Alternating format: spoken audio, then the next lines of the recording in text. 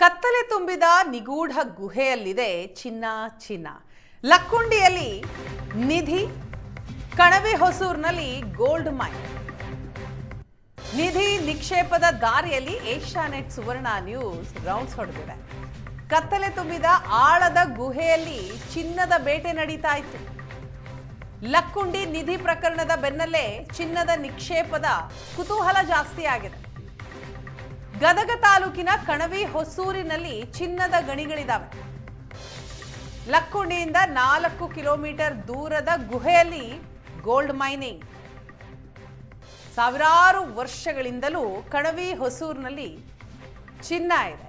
ಹೊಸೂರಿನ ವ್ಯಾಪ್ತಿಯಲ್ಲಿ ಈಗಲೂ ಕೂಡ ಚಿನ್ನದ ನಿಧಿ ಕಣಿವೆಗಳಿದ್ದಾವೆ. ಸ್ವಾತಂತ್ರ್ಯ ಪೂರ್ವದಿಂದಲೂ ಚಿನ್ನದ ಗಣಿಗಾರಿಕೆ ನಡೀತಾ ಇತ್ತು. ಕಣಿವೆಯಲ್ಲಿ ಚಿನ್ನ ಮತ್ತು ವಜ್ರದ ನಿಕ್ಷೇಪ ಇರುವ ಬಗ್ಗೆ ಚರ್ಚೆ ಆಗ್ತಾ ಇದೆ. ಚಿನ್ನದ ಗಣಿಗಾರಿಕೆ ನಡೀತಾ ಇದ್ದ ಸ್ಥಳದಲ್ಲಿ ಏರಿಯಾದಲ್ಲಿ ಏಷ್ಯಾನೆಟ್ ಸುವರ್ಣ ನ್ಯೂಸ್ ರಿಯಾಲಿಟಿ ಚೆಕ್ ನಡೆಸಿದೆ. ಲಕ್ಕುಂಡಿಯಲ್ಲಿ ಚಿನ್ನದ ನಿಧಿ ಸಿಕ್ಕ ನಂತರ ಅಲ್ಲಿ ಉತ್ಖನನ ಏನು ನಡೀತಾ ಇದೆ ಅದಕ್ಕೆ ಸಾಕಷ್ಟು ಮಹತ್ವ ದೊರಕಿದೆ. ಜೊತೆಗೆ ಲಕ್ಕುಂಡಿಯಲ್ಲಿ ಚಿನ್ನದ ಮುದ್ರೆಗಳನ್ನು ಟಂಕಿಸುವಂತಹ ಟಂಕಶಾಲೆ ಇತ್ತು ಅನ್ನೋ ಚರ್ಚೆಗಳು ಕೂಡ ಆರಂಭ ಆಗಿದೆ.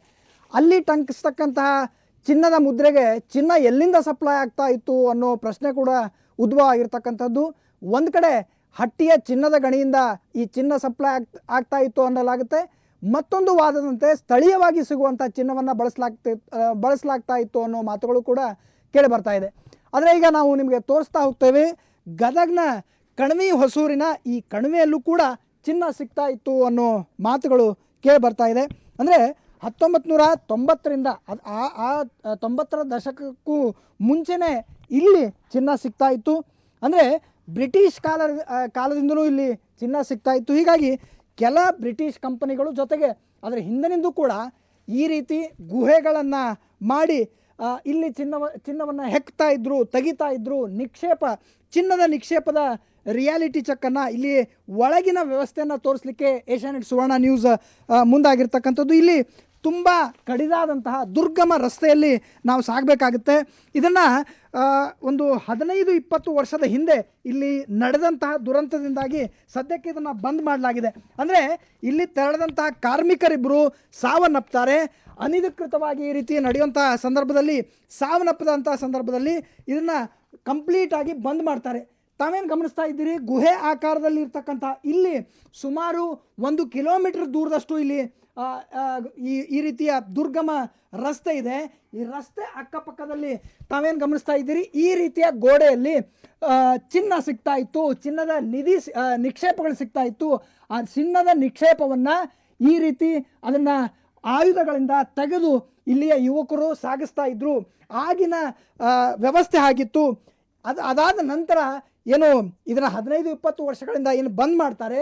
ಬಂದಾದ ನಂತರವೂ ಕೂಡ ಕೆಲ ಯುವಕರು ಈ ರೀತಿ ಚಿನ್ನದ ನಿಕ್ಷೇಪವನ್ನು ಹೆಕ್ಕುವಂತಹ ಕೆಲಸಗಳನ್ನು ಮಾಡ್ತಾರೆ. ಅದನ್ನು ಶೋಧಿಸಿ ಸ್ಥಳೀಯವಾಗಿ ಮಾರಾಟ ಮಾಡುವಂಥ ಕೆಲಸಗಳು ಕೂಡ ಆಗುತ್ತೆ. ತುಂಬ ಅಂದರೆ ಭಯಾನಕವಾದಂತಹ ವಾತಾವರಣ ತಾವು ಗಮನಿಸ್ತಾ ಇದ್ದೀರಿ. ಇದರಲ್ಲಿ ಮಳೆಗಾಲದಲ್ಲಿ ಸಂಪೂರ್ಣವಾಗಿ ನೀರು ತುಂಬುತ್ತೆ.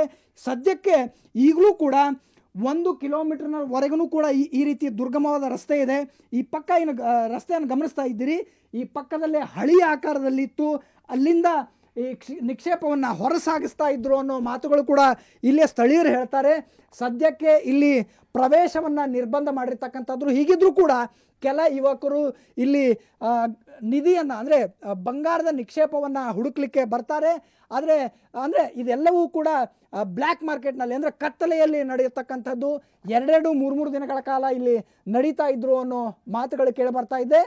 ಈಗ ಅಂದರೆ ಲಕ್ಕುಂಡಿಯಲ್ಲಿ ಚಿನ್ನ ಏನು ಸಿಕ್ಕಾದ ನಂತರ ಇಲ್ಲಿಂದಲೂ ಕೂಡ ಏನಾದರೂ ನಿಧಿ ನಿಕ್ಷೇಪಗಳನ್ನು ಬಳಸಿ ಅಲ್ಲಿ ಟಂಕಶಾಲೆ ನಡೆಸ್ತಾ ಇದ್ರ, ಅಂದರೆ ಚಿನ್ನದ ನಾಣ್ಯಗಳು ಮುದ್ರಿಸ್ತಾ ಇದ್ರ ಅನ್ನೋ ಪ್ರಶ್ನೆಗಳು ಕೂಡ ಈಗ ಎದ್ದಿರ್ತಕ್ಕಂಥದ್ದು. ಗದಗದಿಂದ ಕ್ಯಾಮ್ರಾ ಪರ್ಸನ್ ನಿಂಗರಾಜ್ ಜೊತೆ ಗಿರೀಶ್ ಕಮಾರ್, ಏಷ್ಯಾನೆಟ್ ಸುವರ್ಣ ನ್ಯೂಸ್.